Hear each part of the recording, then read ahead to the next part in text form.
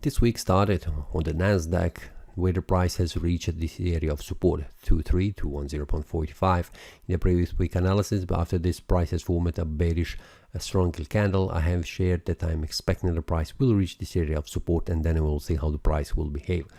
This area of support has been reached, and we can see the price formed a bullish pin bar very close to this area of support. It was more in between this area of resistance and this area of support, but the price after that continued to rise in value. We can see that on a Friday the price was trying to move higher, making a bullish breakout above this area of resistance, but at the end of the day the price has formed a indecision candle.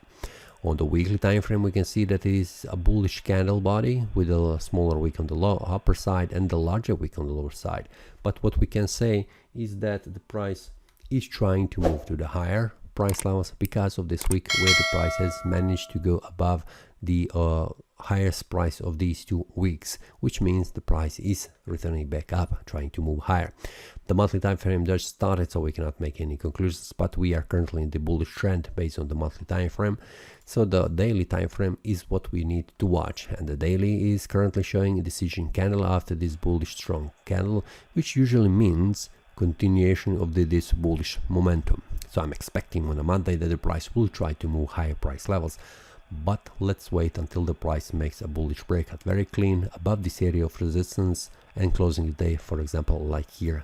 If the price closes the day candle here, this will indicate further rise in value, where the price will try to move to the higher price levels.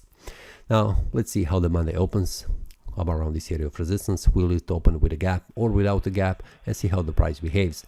On the 4-hour time frame, I'll also watch is there any bullish or bearish breakouts happening on the market, and if there is any, I'm sharing that inside the premium analysis with the traders, so they are informed where the price is trying to move. That's all for this week. See you next time, and happy trading. That is all from today's analysis. I hope you enjoyed.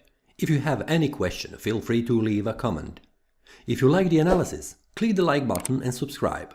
See you next time, and a happy trading.